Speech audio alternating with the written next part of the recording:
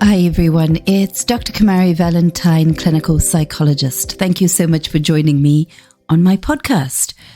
It's been ages since I recorded a podcast, in part because of school holidays, which I just find such a curveball in terms of time and how much time it takes up, as well as last term's huge rush of bugs and illnesses.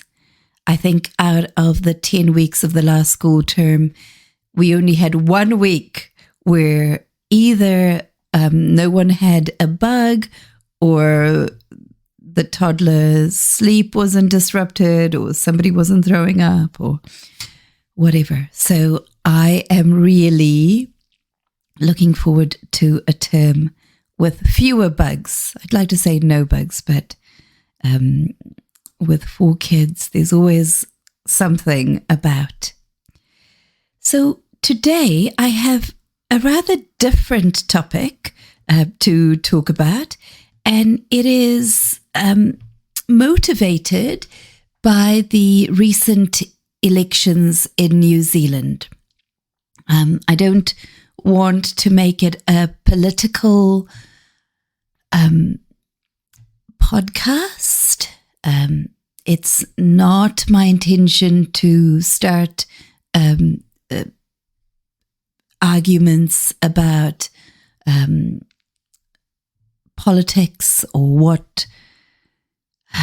what governments have done or have not done, but I thought I would offer a psychological perspective on what we are seeing in New Zealand, and as I understand, throughout the world. And that is a right-leaning government here in New Zealand. That's what it's looking like. And also, as I understand, there's been a move to conservatism throughout the world. Now, I am really not the most up-to-date with politics throughout the world. So if you know something different, let me know. But this is what I understand, okay? And so my bit of contribution to this conversation may seem very unusual. What I want to talk about is terror management theory. It is one of psychology's grand theories, one of those theories that tries to explain something really profound, something deep. And I actually learned it as a second-year psychology student in my social psychology class. So shout out to Dr. Jackie Hunter, who was an amazing lecturer and who kept us very entertained, very interested in the topics he would teach about. This piece of teaching has always stayed with me, and even though it hasn't come up in my clinical psychology training, I find myself referring to this frequently. Okay, so here's what terror management theory is. All organisms fear annihilation and death. Cats, rats, birds. And according to terror management theory, humans are unique. You might argue that, but anyway, humans are unique in that they are conscious of their mortality and have the verbal skills to articulate this. Okay, so from the little I know, there are discussions about what consciousness means and what level of consciousness non-humans have, but this is what the theory argues, okay? So all organisms are fearful of their own death. And humans try to buffer against this fear of death in a number of ways, this existential dread. Terror management theory, by the way, was developed by Sheldon Solomon, Jeff Greenberg, and Tom Pshishensky. Now, until this point, I have never attempted to say his name because they're just they're consonants one after the other. PYSZCZYNSKI.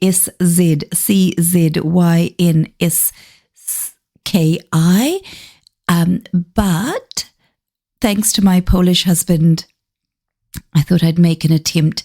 And as soon as I saw that slew of consonants with the ration of vowels, I thought this must be Polish. So apologies, Polish listeners, if I've just butchered Pszczynski. That's my take on it. And like I say, I've never attempted to say it out loud before. Okay, so they suggested that what people do in order to try and buffer against the fear of death is that they construct a cultural worldview, specific worldview with belief systems, and this allows them to derive self-esteem. So self-esteem is one way that people develop security in the face of mortality. And the way you can derive self-esteem is, amongst other things, by adhering to a specific worldview. Okay, so let's talk about 3 core concepts in terror management theory. First, mortality salience. This is about the awareness of one's own mortality.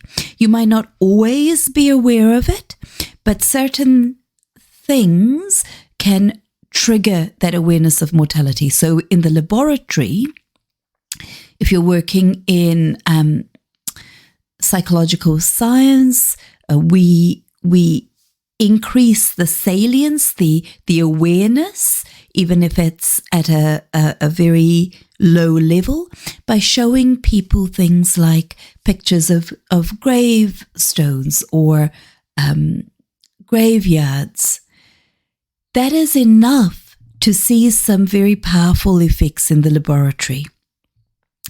I am going to argue that in recent years, the pandemic, I know that's such an unpopular topic at the moment. We want to make as if it didn't happen, but I suggest that the pandemic, the experience of COVID-19, has made our mortality very evident to us individually and at a global level. So these stimuli, such as seeing a death, hearing about a death, experiencing suffering, thinking about our own life, the own limits of our life, and even experiencing political changes, make our mortality very salient. Okay, second concept, cultural worldviews. These are shared beliefs, norms, values within a society. So people adopt these worldviews in order to have meaning and purpose in life. What we know is that when people become more aware of their mortality, they hold stronger to the cultural worldview and to a more conservative worldview. The more black and white it is, the more secure it is, the more people get a sense of, right, this is how things make sense. This is how I will survive. Okay? And people are not necessarily doing that consciously. This is about psychological forces within. Okay, third concept, self-esteem. So maintaining and boosting self-esteem is a really fundamental part of terror management theory. People seek to feel valued, feel important. It provides a sense of psychological security. And under conditions where people are more aware of their death, they in-group and out-group more. In-grouping is when we value and feel part of an in-group, and we stick with our in-group, we endorse our in-group. And out-grouping is when we exclude others who don't hold that viewpoint. And our behaviors towards those others can be very extreme. So in a laboratory setting, when you trigger mortality, when you trigger the awareness of death, what people do are things like they will allocate more resources to the group they're part of, even if this group is rather arbitrary and simply created by the researcher, and they will allocate fewer resources or be punitive towards members of the outgroup. Okay, so I hope that's provoking some thinking, and I guess I'm also highlighting my hope that as we come into a new chapter of our country, that we see ourselves as part of a group working together, and that we are inclusive in that approach. So if we apply the principles of terror management to a real world scenario, it can be useful, and we need to remember that a change can be unsettling, as it can challenge people's existing beliefs and values.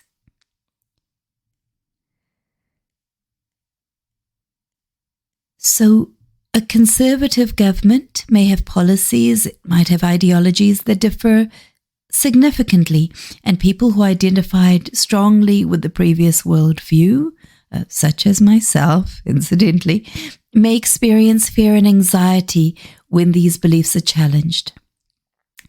Two, the fear of death in the context of this kind of change can be because of uncertainty. People try to minimize uncertainty. So people will react, this is what terror management suggests, by reinforcing their existing worldviews or engaging in behaviors that align with these beliefs. For example, people may become more politically active or seek like-minded communities or reassurance. So here are some suggestions from a clinical psychologist about navigating these uncertain times. 1, dialogue, that we have open dialogue expressing our anxieties, fears, and uncertainty, and that there are safe spaces for these. 2, I want to make a point about attachment. So many of you know that this is one of my interests, that our attachment patterns, the patterns we developed from when we were very young, because of the behavior of our carers towards us, whether they were warm, sensitive, protective, allowing us to both safely explore, as well as creating a safe haven, those develop a template for how we see ourselves and the world. Because of the behavior of our carers, we develop a sense of ourselves as good or not, and the world as trustworthy or not. We develop a sense of safety. And so if you don't have a secure attachment system, change can be experienced as more disruptive, as more anxiety-provoking. And what we might seek are secure relationships and community for that stability and emotional security. Okay? And it might be that we need to be careful to not in-group and out-group, or to consider ourselves part of a bigger group, to see connections, to see our ways in which we are the same, rather than seeing those differences. So I think terror management theory gives us really profound understanding into how human beings cope with life, and that there's this fear of death constantly present. The last few years that we have dealt with have been very huge. The impact of COVID is still present in our communities. there are many areas like hospitality, which are still trying to recover, which have been profoundly affected. Something I really liked was during our lockdown in New Zealand that we really made an effort to think about each other, to support local industries, to support local sellers. And I think that is my plea and my request, that we have that same mentality of seeing ourselves as a country working together, because ultimately we want the same things, right? And we are careful about how we in-group and out-group. Okay, so that did end up being more politically charged than I had intended.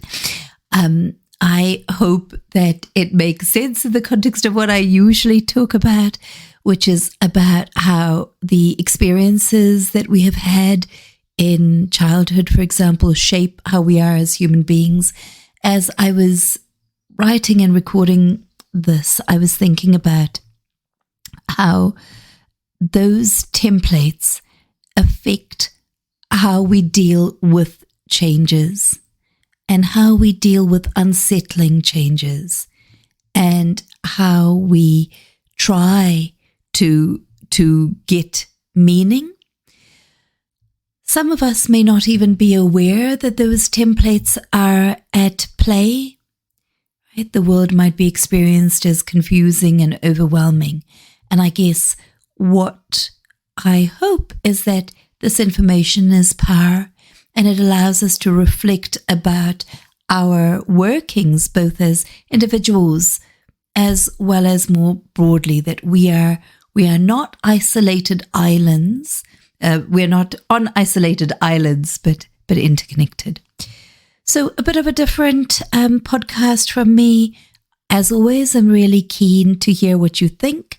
I'm most active on Facebook, Dr. Kumari NZ, which I think links to my Instagram or did at some point. So I'm Dr. Kumari NZ on that too. If, this is probably a good place to say, if you are struggling with anxiety and that disrupted nervous system, I do have a download if you sign up to my extremely rare newsletter. I don't think I have written one yet this year. Gosh. But if you sign up, and I will put a link somewhere, I'll put a link in the show notes accompanying this podcast. I have 5 strategies I use as a clinical psychologist routinely in my life and in my work to regulate that nervous system. So we might all have just a bit more activation for a variety of reasons. And all of us can benefit from strategies to regulate, soothe, and nurture our nervous systems. Okay, I better wrap up. It was really lovely doing this. I hope you found it useful. Keen to hear what you think, and talk soon. Take care.